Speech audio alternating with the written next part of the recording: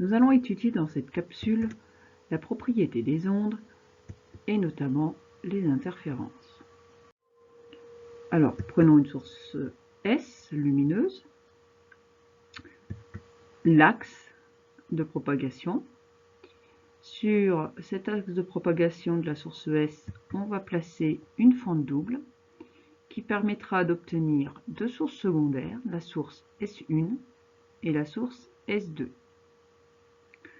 Ces deux sources étant issues d'une unique source, S, eh bien ces deux sources seront dites cohérentes.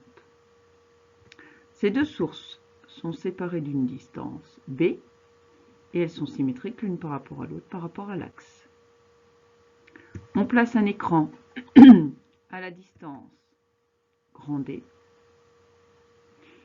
À partir de ce moment-là, on observe sur l'écran une figure dite figure d'interférence. On choisit le point O ici. Sur l'axe, il aura une abscisse nulle.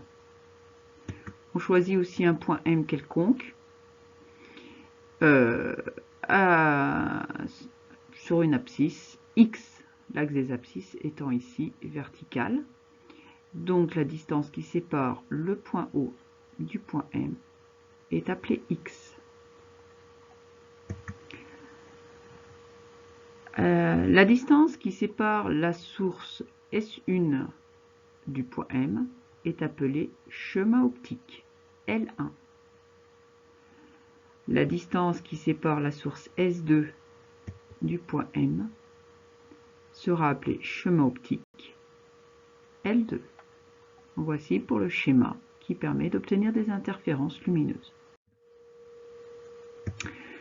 Alors, la figure d'interférence qu'on a observée tout à l'heure, dans la diapo précédente, c'est en fait une figure de diffraction. Voilà, celle qu'on a étudiée, avec la tâche centrale, 2 fois plus longue que les tâches périphériques. Mais cette tâche de diffraction sera rayée, on peut dire un peu rayée, et on obtient des petites taches régulièrement espacées. Voilà. Et donc, la figure d'interférence, c'est cette figure de diffraction rayée. Alors, étudions l'aspect géométrique de ce phénomène d'interférence. D'un point de vue géométrique, voici la figure qu'on obtient. Alors, on va obtenir des interférences constructives quand on a des franges claires, c'est-à-dire partout où on a de la lumière. Partout où on obtient de la lumière, là, ce sont des franges claires, ce sont des interférences constructives. Partout où vous obtenez des zones sombres, ici, ici, ici, ici, ici, vous obtenez des interférences destructives. Alors, la distance entre deux franges claires successives ou entre deux franges sombres successives sera appelée l'interfrange et sera notée petit i. Alors, reprenons notre schéma de départ et regardons au niveau des chemins optiques. On observe que dans notre cas ici, pour le point M, le chemin optique L2 est plus long que le chemin optique L1. Cette différence s'appelle la différence de chemin optique et se note delta L. Delta L est donc égal au chemin optique 2 moins le chemin optique L1. Alors, si X représente la distance entre le point O situé sur l'axe de symétrie et le point M, ici, on admet, et je souligne bien on admet, ça ne se démontrera pas, qu'au point M, la différence de chemin optique vaut delta L, la différence de chemin optique, B, qui est la distance entre les deux fentes, multiplié par X, qui est la distance du point M par rapport à l'axe de symétrie, divisé par D, qui est la distance entre les fentes et l'écran. Donc je rappelle que ce résultat est admis et doit être connu. Alors pour un aspect plus ondulatoire, tout d'abord on rappelle bien que la lumière est une onde. Et une onde a une double périodicité. Une périodicité temporelle avec la période grand T. En effet, si on suit l'onde au cours du temps, eh bien, on observe des maximums régulièrement espacés et l'espace entre ces deux maximums, la durée qui sépare deux maximums, c'est grand T, la période. Mais une onde a également une périodicité dans l'espace. Cette périodicité est appelée longueur d'onde, lambda. Si on suit une onde sur un axe défini et à un instant donné, eh bien on voit que sur des distances égales, eh bien on retrouve des maximums régulièrement espacés. Cette distance, c'est la longueur d'onde. Alors nous, on va s'intéresser par la suite plutôt à la périodicité spatiale. Alors pour obtenir une frange claire sur notre figure d'interférence, il faut que la lumière de la source S1 et de la lumière de la source S2 puissent s'ajouter et donc doivent être en phase. Et donc, ce qui veut dire que lorsque la source 1 arrive à un maximum au point M, il faut que la source 2 arrive également avec un maximum au point M. De cette manière, eh bien, on obtient de la lumière au point M. Les sources doivent être en phase. Ça veut dire quoi concrètement? Ça veut dire que la différence de marche, donc la différence de trajet entre L2 et L1, doit être proportionnelle à un nombre de longueurs d'onde, un nombre entier de longueurs d'onde.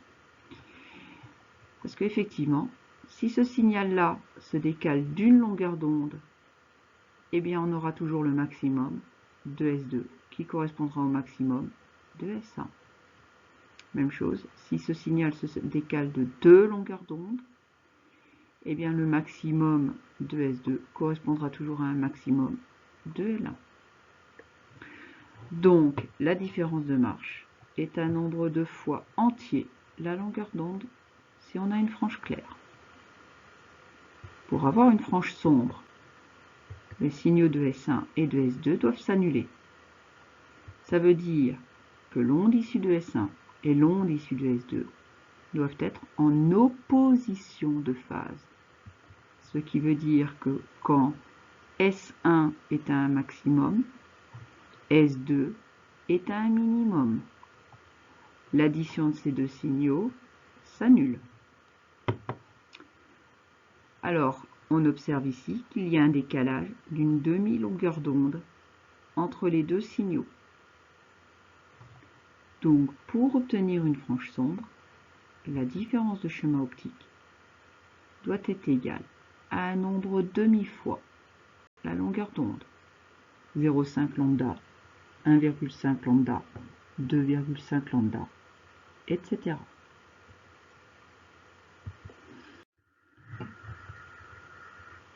Alors, maintenant il ne nous reste plus qu'à démontrer que l'interfrange, ici, est égale à la longueur d'onde fois la distance entre les fentes et l'écran divisé par la distance séparant les deux fentes. Comment allons-nous faire ça?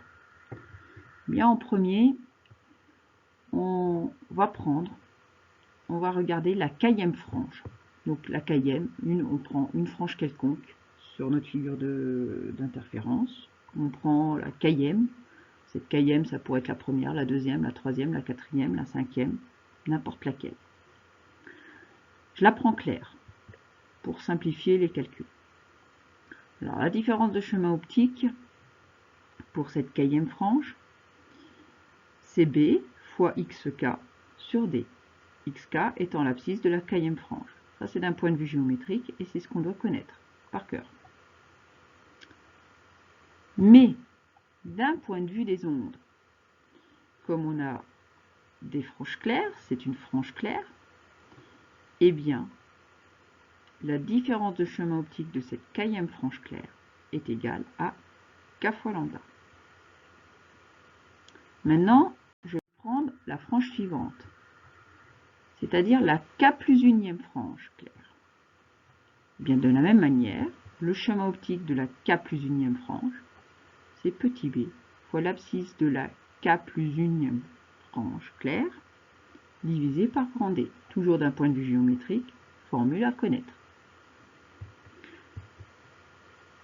Puis, on a également la différence de chemin optique de la k plus unième frange, qui vaut, eh bien, la k plus unième, donc on a k plus 1 fois lambda.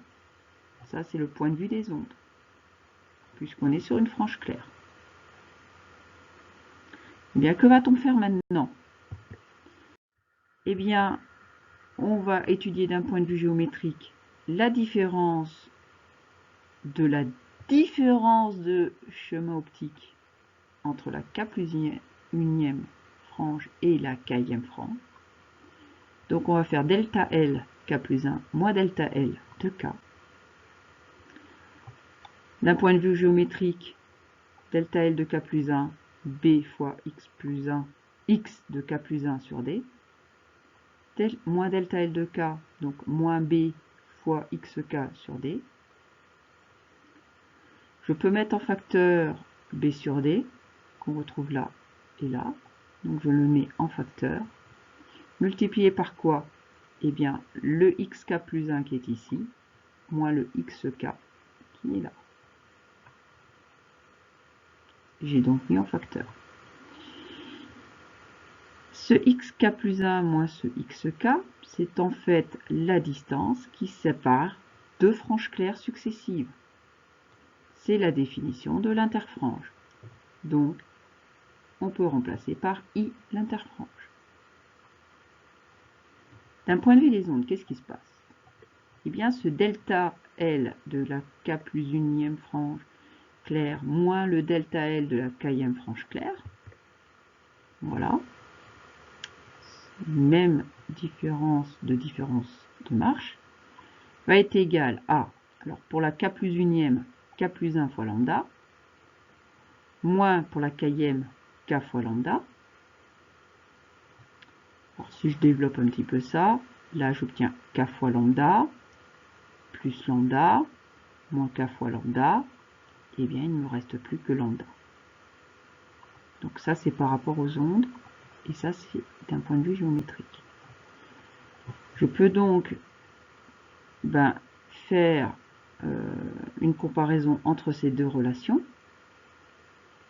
et donc en déduire que B fois D, B sur D fois I doit être égal à lambda. Ici, B fois D, B sur D fois I égale à lambda. Le côté géométrique, le côté ondulatoire. Il ne me reste plus qu'à transformer cette équation.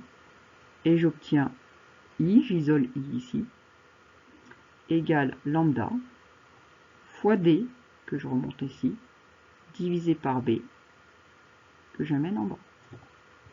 Voilà, notre démonstration est terminée. I égale lambda D sur B.